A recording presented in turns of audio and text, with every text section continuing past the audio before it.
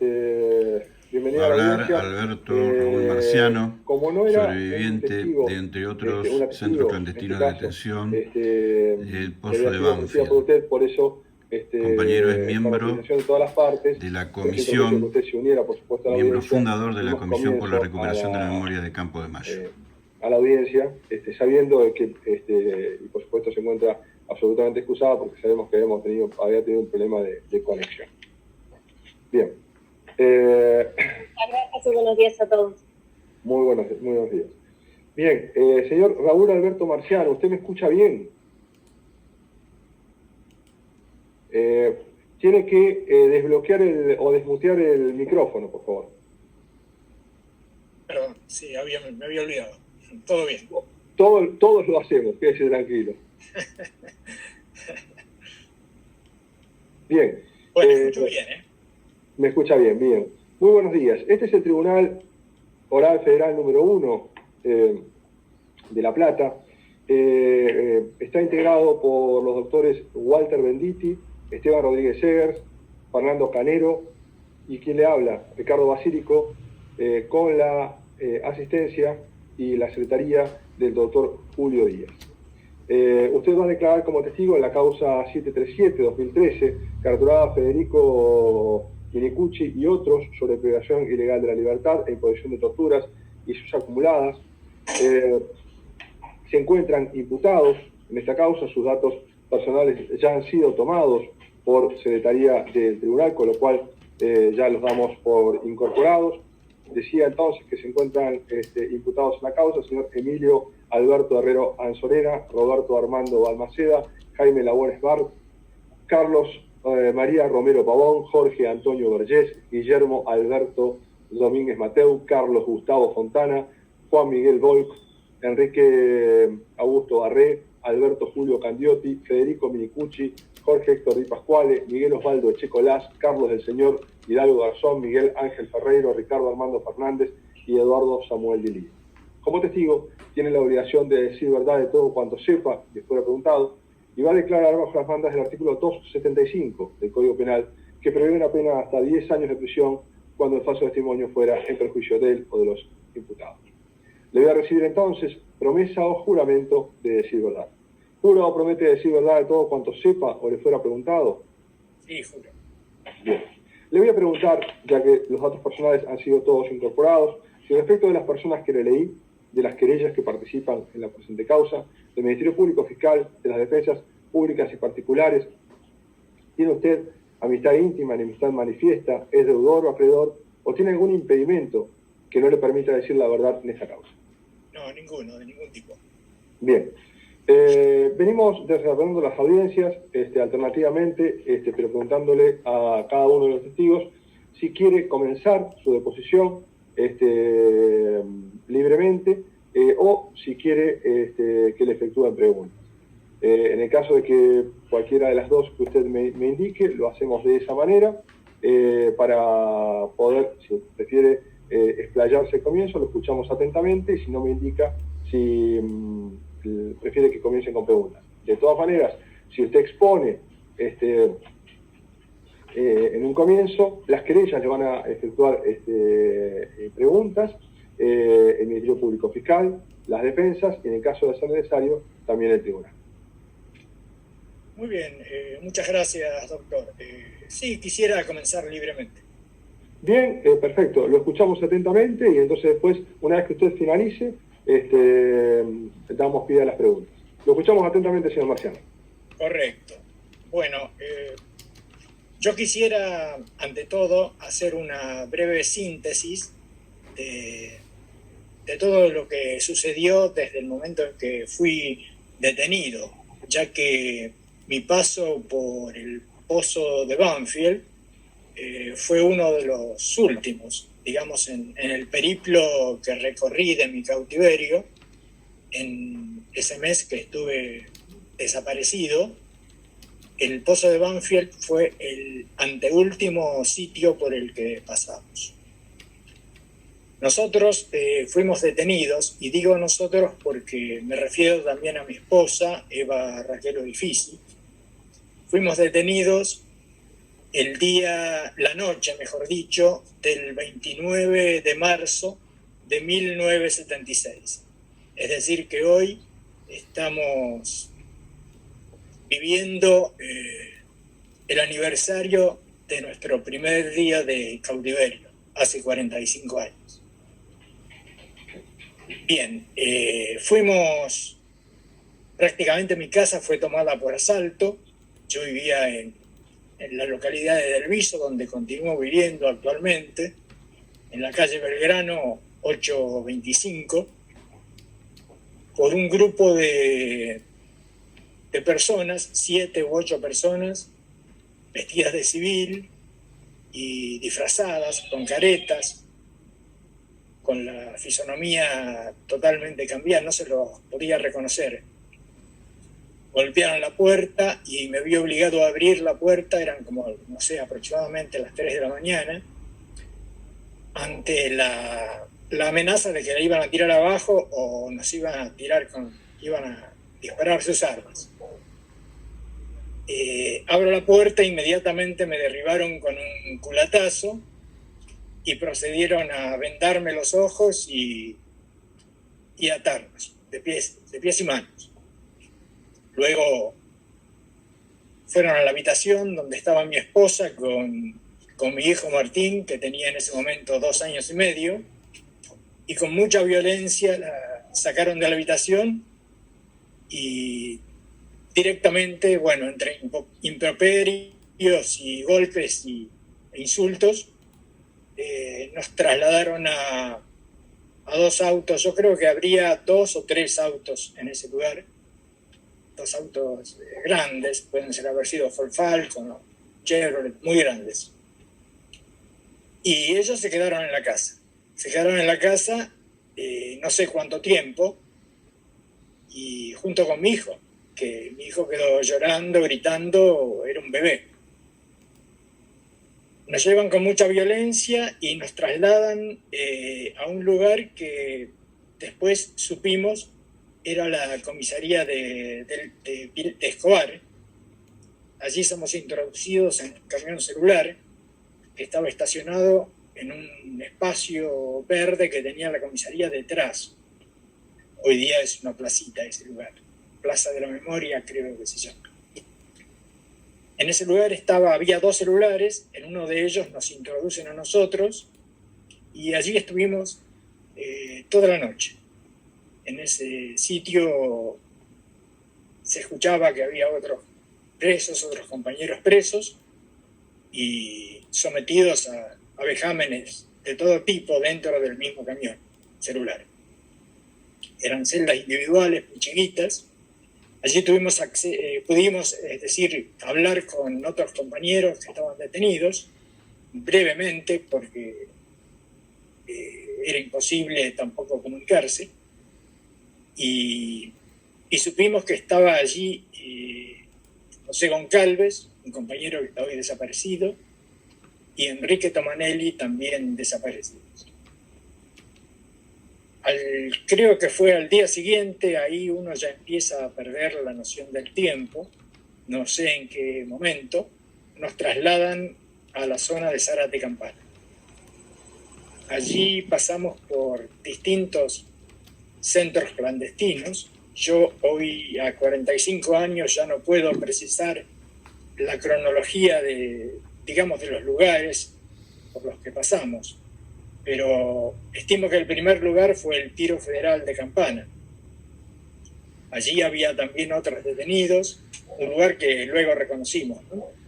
Había otros detenidos y todos en las mismas condiciones, vendados, atados de pies y manos y en condiciones deplorables. No teníamos no teníamos acceso al baño y éramos golpeados constantemente. De ese lugar nos trasladaron a un barco que luego supimos que era el Ara Murature. Un barco que estaba anclado en el río Paraná, muy cerca del puerto de Zárate. Lara Murature fue prácticamente un infierno, el peor lugar donde estuvimos. Cuando llegamos ya había compañeros allí en ese lugar, sobre colchones mojados de los cautivos que habían estado anteriormente. Y bueno, allí éramos sometidos a todo tipo de golpes y torturas y vejámenes. Incluso abusos contra las compañeras detenidas. Tuve la percepción de 2 o 3 abusos en ese lugar. Digo percepción porque estábamos vendados y solo podíamos escuchar. Ocurre que en situaciones de ese tipo los sentidos es como que se exacerban y uno puede percibir y notar cosas que en condiciones normales no las notaría. A todos nos ocurrió eso, todos los que pasamos por esas condiciones. Allí estaban también la doctora Velasco, que hoy día está desaparecida, su esposo, de apellido Morini, también desaparecidos, y muchos más. No recuerdo otros nombres, pero Alberto Mesa pasó por allí también, y en este momento no recuerdo otros nombres. Pero luego, en libertad y en el transcurso de los juicios, tuve oportunidad de hablar con ellos, con personas que habían estado en el mismo lugar que yo. Después de ese lugar, nos trasladan en un lanchón, en la misma forma que nos habían llevado hasta allí, todos amontonados, en una lancha, supongo que era de marina o de prefectura, a un lugar que estimo era el arsenal naval, que luego reconocimos y por lo que percibíamos todos, era el arsenal naval de Zárate. Allí fuimos torturados con picana eléctrica y con golpes y todo tipo de vejámenes. Estuvimos, el tiempo ya no es muy difícil estimarlo, pero podemos haber estado 4 o 5 días en ese lugar. Y posteriormente nos llevan a otro lugar que pudimos reconocer luego como la mansión Huerchi, una casa, una mansión abandonada de Zárate, una vieja casa que fue abandonada en la época de los conservadores y sufrió una serie de avatares políticos en la década del 30 y quedó abandonada. Esa casa fue tomada por el ejército y allí llevaban detenidos.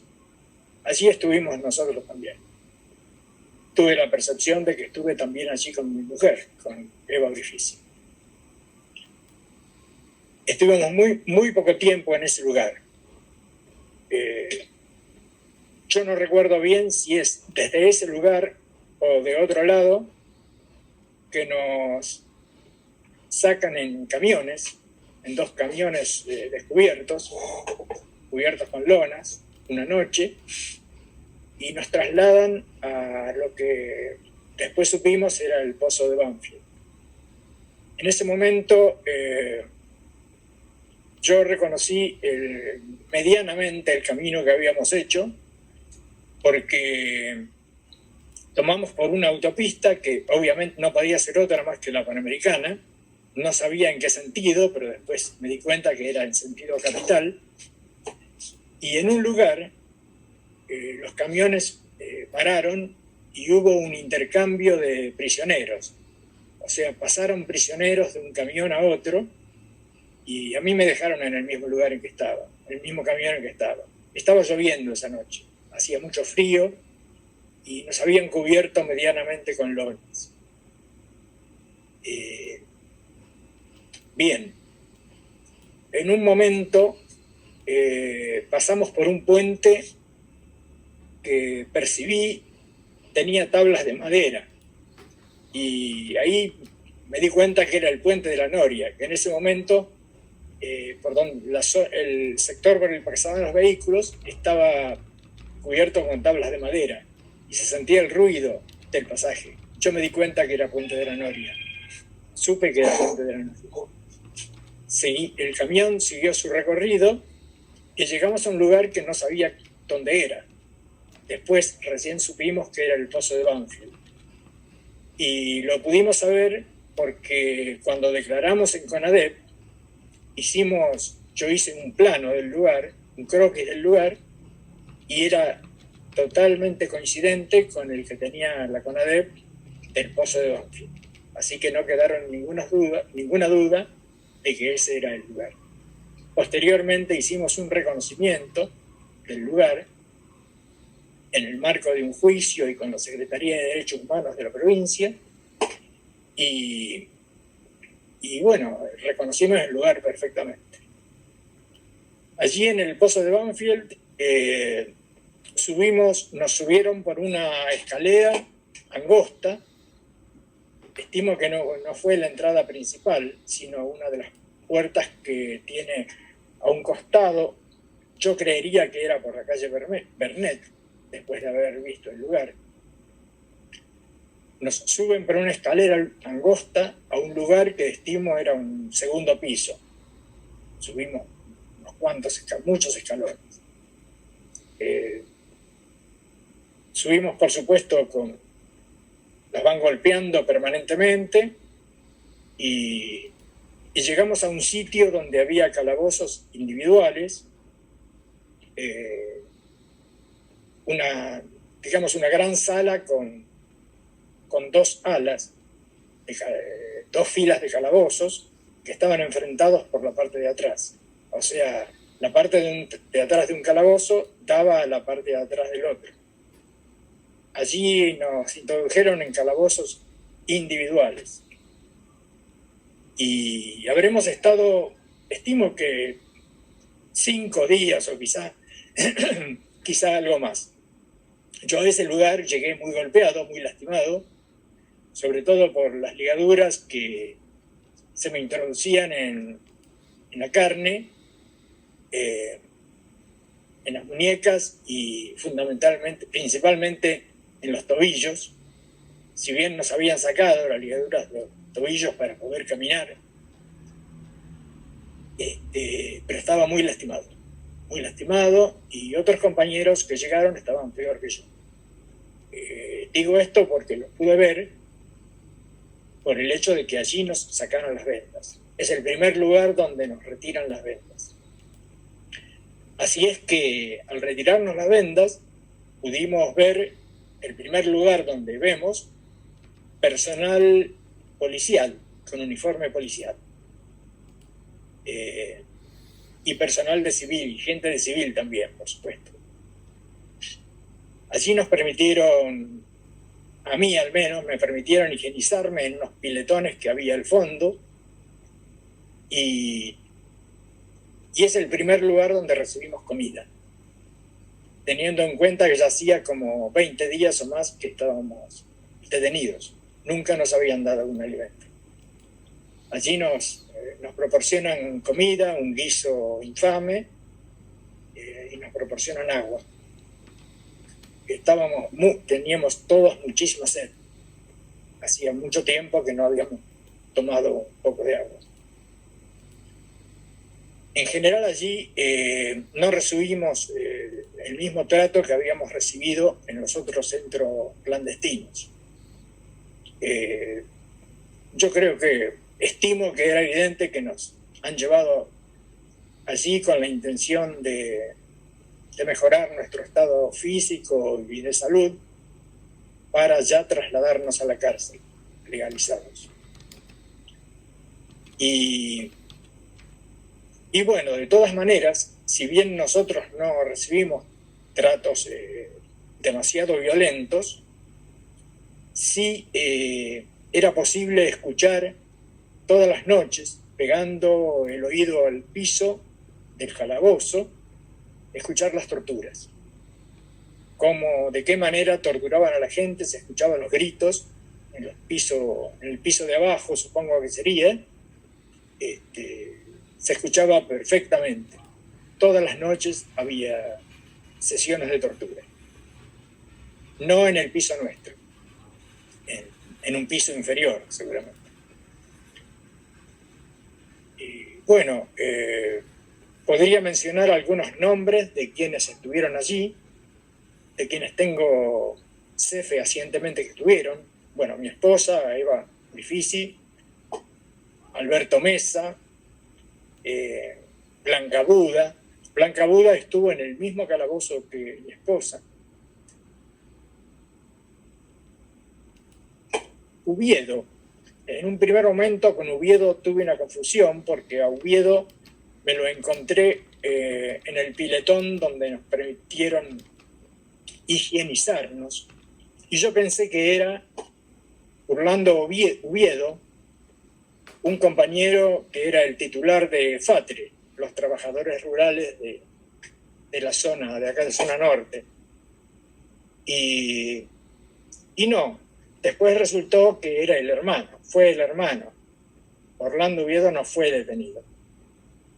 Yo lo confundí con el hermano. Otras personas serían Bonet, que no recuerdo su nombre, Juan Neme, bueno, Alberto Mesa, creo que ya lo mencioné, y en este momento tenía algunos nombres en mente, pero no los recuerdo, no recuerdo. Todos compañeros que siguieron más o menos el mismo circuito que nosotros. No puedo estimar exactamente cuánto tiempo estuvimos allí, calculo que 5 o 6 días, y allí fui interrogado también, si bien no fue un interrogatorio violento como los otros, sino que tuvo algunas características particulares. Fue más bien, digamos, de carácter político, ideológico, por el tipo de preguntas que me hacían. Y allí solo, bueno, recibí unos golpes en el momento de iniciarse, nada más, y no fue con las características de los interrogatorios anteriores, donde sufrí picana eléctrica y otro tipo de torturas.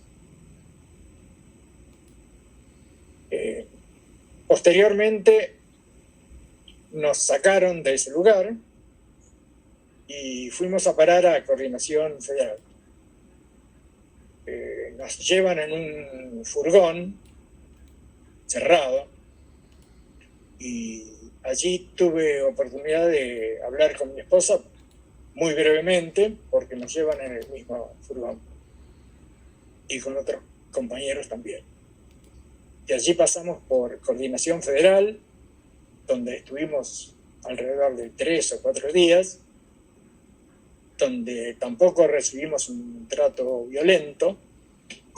Supuestamente a esa altura ya estábamos legalizados, o sea, ya estábamos a disposición del Poder Ejecutivo. Eso lo supimos después, no en ese momento. De todos modos, en Coordinación Federal también se escuchaba torturas en otros lugares, no donde estábamos nosotros, en los buzones. Nosotros estábamos en un sitio que le llamaban los buzones, lugar que también reconocimos. Y sí tuvimos percepción allí de los abusos, la forma en que abusaban de algunas compañeras. Eso fue muy evidente y es también una forma de tortura para todos, no solamente para la compañera abusada, sino para todos los compañeros que tuvimos la posibilidad de percibir. Es algo muy, muy degradante y muy torturante, la impotencia que se siente ante una situación de esa naturaleza. Después de Coordinación Federal nos llevaron a un lugar, supongo que era el subsuelo, y de allí nos trasladan a un aeropuerto que no pude precisar cuál es, supongo que cercano a La Plata, por el recorrido que hicimos. Nos vendaron, por supuesto, de vuelta y nos ligaron las manos. Y y nos traslada en un avión pequeño, chico, digamos, para 8 o 9 personas, hasta el Aeroclub de Azul. Allí tuve la oportunidad de, cuando descendía del avión, escuchar comentarios y supimos que era el Aeroclub de Azul. Allí nos ponen en unos colectivos, unos ómnibus, y somos trasladados a la cárcel de Sierra Chica. Bueno, allí pasé 3 años hasta que se levanta Sierra Chica, sacan los presos políticos de Sierra Chica, me trasladan a La Plata en un avión, trasladaron a todos los compañeros que estábamos allí, que éramos, no sé, calculo que 400 o más.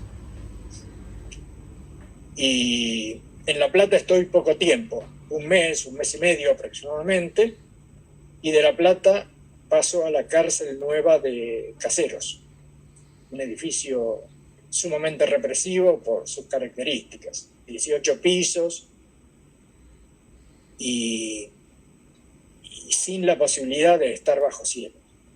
Yo estuve 3 años sin tener la posibilidad de estar bajo cielo abierto. Allí estuve hasta mi libertad en el mes de agosto del año 1982. Bueno, no sé si es necesario agregar algo más o si debo responder preguntas. Estoy a disposición. Bien, gracias, señor Marciano. ¿Las querellas tienen algún orden para comenzar a preguntar? Presidente, si es posible y puedo empezar a preguntar, tengo Doctora, algunas preguntas, pero doctora, no hay problema. con todo gusto. Sí, Bien, dígame. gracias. Muchas gracias, Alberto, por tu testimonio muy claro. La primera pregunta es, ¿qué edades tenían Eva, tu esposa, y vos en ese momento? ¿Qué edad teníamos? Sí, ¿qué edades tenían? Yo tenía 27 o 28 años y Eva 2 años menos, 26, 25.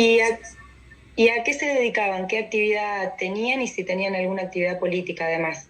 Sí, cómo no.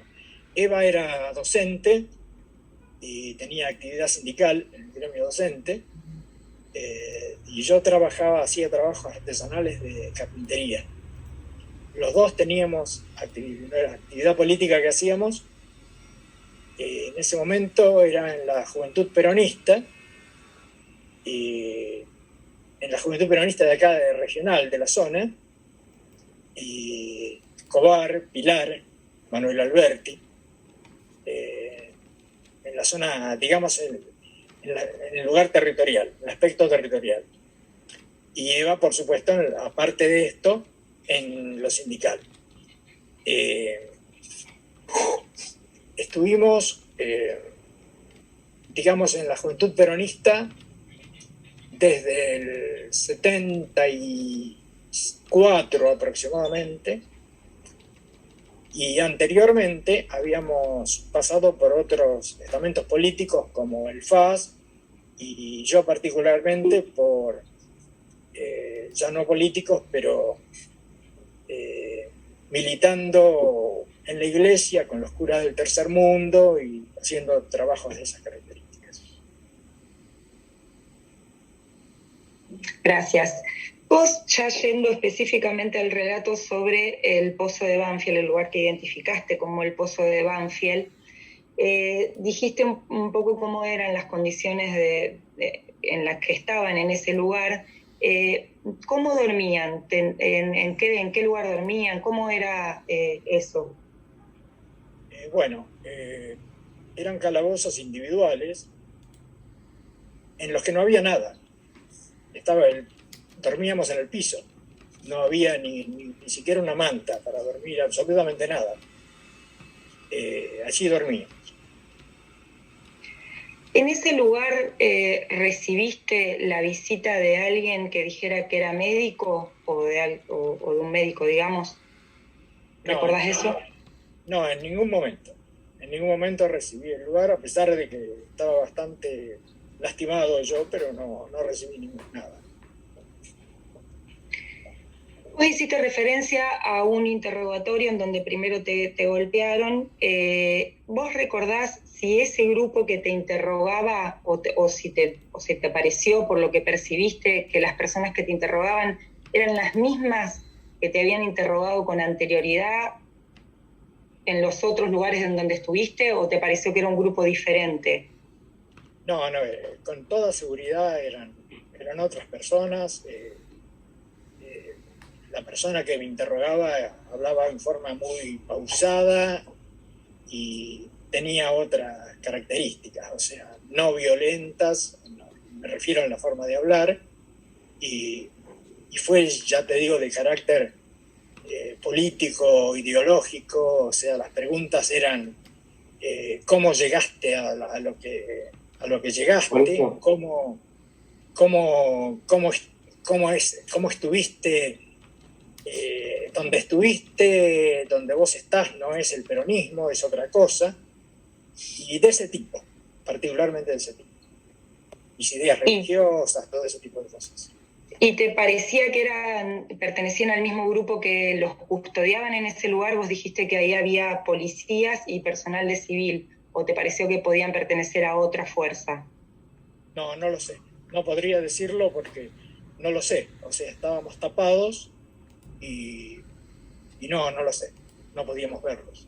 Sí sé que había una persona y había 2 o 3 más que fueron los que me golpearon cuando entré al lugar.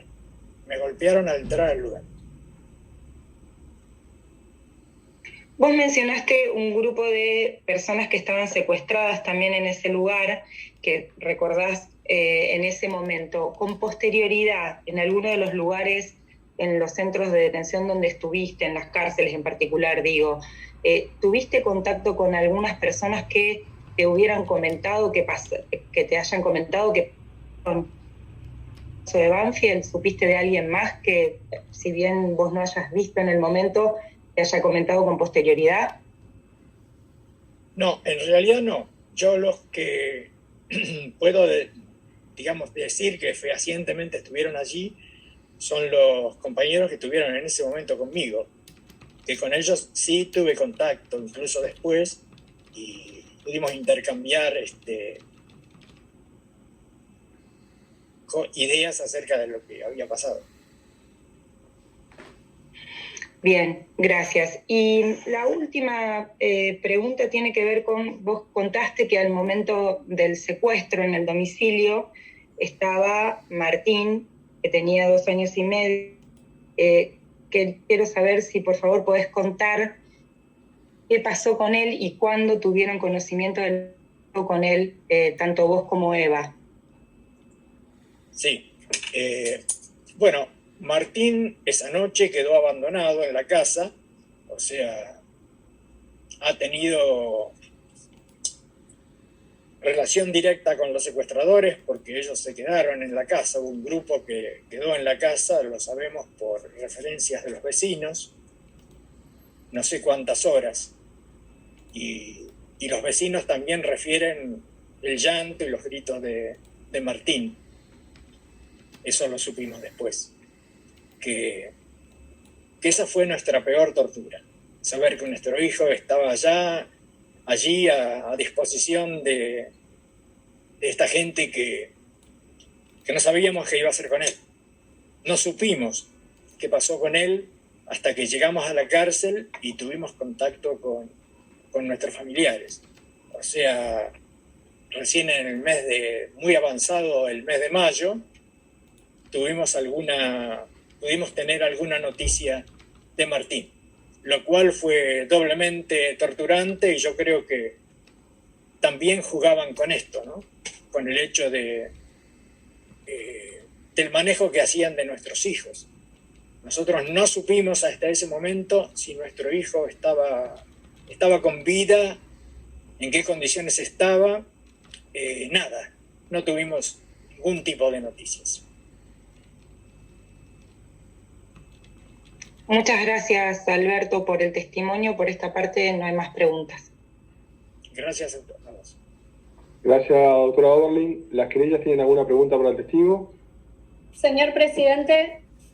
La doctora Santos Monón, sí. Sí, una pregunta, concretamente. Sí. Buenos días, Raúl. En primer lugar, desde la querella de Justicia Ya La Plata, agradecerte tu testimonio y queríamos preguntarte cómo fue la liberación y cómo fue tu vida con posterioridad al cautiverio. Sí, cómo no. Nosotros, bueno, fuimos liberados con un día de diferencia. En el mes de agosto, yo creería que fue el 19 de agosto, no recuerdo muy bien, de 1982. Y a partir de allí tuvimos aproximadamente un año de libertad vigilada.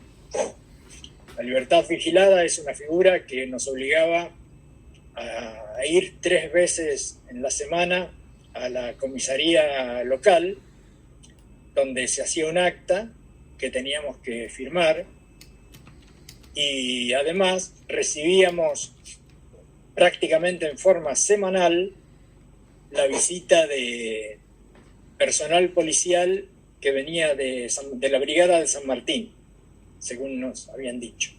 No podíamos movernos de Delviso, el pueblo donde nosotros vivimos, y estábamos viviendo en la casa de mis padres en ese momento. O sea que durante un año seguimos sometidos a un régimen degradante, si se quiere, y que nos impedía movernos libremente y desarrollarnos libremente, porque ninguna posibilidad de trabajo, nada. Si bien hacíamos algunos trabajos así a nivel changas, pero no era posible ninguna otra cosa. Tuvimos mucha solidaridad de los organismos de derechos humanos y de los consulados, porque habíamos pedido la visa para salir del país con la opción. Teníamos visa de Bélgica y de Italia, y los 2 consulados nos ayudaron en esa etapa, incluso monetariamente, lo cual nos permitió mínimamente sobrevivir, en muy malas condiciones, pero sobrevivir. Después que terminó la libertad vigilada y ya en democracia, hubo que reconstruir todo, porque habíamos perdido todo. Algo que no mencioné antes es que la policía o los militares o no sé, nos robaron todo. Nos robaron todo lo que teníamos de valor en la casa, se lo llevaron. Nosotros salimos en libertad y no teníamos nada, ni casa, ni una cama donde dormir. Si no fuera por mis padres y por la solidaridad de familiares y amigos y compañeros, no teníamos absolutamente nada. Un hijo que dar de comer y nada más. Llevó bastante tiempo rehacer, digamos, la vida normal. Yo volví a hacer mis trabajos de carpintería, comencé a trabajar con jardines de infante, hacía muebles para jardines de infante, y mi esposa, después de mucho tiempo, 1 año y medio, 2 años aproximadamente, pudo recuperar su cargo como docente. Paralelamente yo traté de terminar mi secundario, terminé mi secundario, salíamos incluso a veces a vender pizza, hacíamos pizzas en casa en un horno que nos habíamos hecho nosotros, y salía a vender pizza para sobrevivir. Mi suegro a esa altura ya nos había facilitado un terreno donde pusimos una prefabricada y allí vivíamos con nuestro hijo. Pude terminar mi secundario, ingresé a la Universidad de Luján y hice mi carrera docente y bueno, trabajé como docente hasta que me jubilé con mi esposa. Fue difícil, fue muy difícil, pero lo logramos. No, tuvimos mucha ayuda, mucha solidaridad de la gente. en general nos recibieron bien, no tuvimos los problemas que tuvieron otros compañeros. Y bueno, eso es muy sintéticamente el relato, ¿no? Tuvimos sí la posibilidad después en el año ya 2004 de reconocer los lugares donde habíamos estado detenidos en el marco de los juicios en los que declaramos, que fueron varios, no solamente por nosotros, sino por otros compañeros, por el caso Goncalves, por ejemplo, el caso Tomanelli, y bueno, por otros compañeros más que ahora no recuerdo, pero fueron varios juicios, no podría decir exactamente cuántos. No sé si hay algo más que tengo que... Raúl, ¿y el reencuentro con Martín, cómo fue? Bueno, el reencuentro con Martín, nosotros lo veíamos a Martín en la cárcel a través de un vidrio, porque no teníamos contacto físico. Nuestros familiares lo llevaban a Martín a visitarnos, tanto a mi esposa como a mí. Mi esposa estaba presa en Devoto, ya en ese tiempo. Y si bien teníamos un contacto, pero obviamente un contacto a través de un vidrio no tiene nada que ver con lo que es un contacto físico. El primer contacto con Martín, bueno, me emociona recordarlo porque fue algo enorme, importantísimo para nosotros. Hubo una espera de casi 7 años para poder abrazarlo. Y a partir de ahí ya no nos separamos. Ya nos separamos y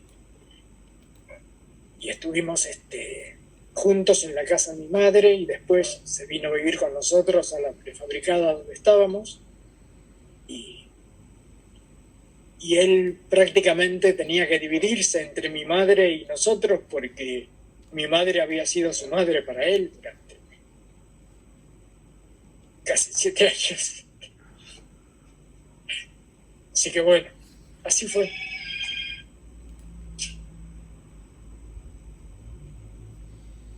Muchas gracias, Raúl. No tengo más preguntas, señor presidente. Gracias, doctora Santos Morón. ¿Alguna querella más, alguna pregunta para el testigo? ¿Alguna de las defensas, alguna pregunta para el testigo? No, sí, señor presidente. Acá, presidente, una pregunta cortita. Doctor Beltraki, sí, por favor. Gracias. Señor Marciano, ¿qué tal? Mucho gusto. Hola. Pablo Beltraki de la Defensoría. Le hago una pregunta, y en la medida, por supuesto, que usted lo pueda recordar y contestar. Usted nos señaló que fue detenido el 29 de marzo del 76, después nos relató con mucho detalle los lugares por donde fue pasando. En el caso puntual del Pozo de Banfield, ¿puede, a través de la reconstrucción que hizo con posterioridad, por supuesto, precisar o estimar durante qué periodo estuvo periodo de libertad? Usted nos habló de 5 días aproximadamente. Si es que puede, ¿no? Te repito. Sí, obviamente, como ya lo expresé antes, en las condiciones en que estábamos se pierde la noción del tiempo, pero sí podría estimar, teniendo en cuenta los lugares, la cantidad de lugares por los que pasamos, que fue alrededor de unos 20 días después de nuestra detención. O sea que habrá sido entre 20 de abril aproximadamente, por allí. No puedo decir, por supuesto, con exactitud. O sea, estábamos vendados, esposados, sin alimentos. Y a partir de ahí hay que calcular unos 5 o 6 días más. Bien, muchas gracias. Era eso solo. Gracias, doctor Beltraki. ¿El resto de las defensas, alguna pregunta para el testigo? Yo tengo una pregunta, doctor, si me permite. Doctor Garrido, sí, escuchamos. Usted hizo referencia a un señor Uviedo que compartió cautiverio con usted. ¿Recuerda el nombre de pila? No, el nombre de pila no lo sé, porque al que yo conocía era el hermano de él.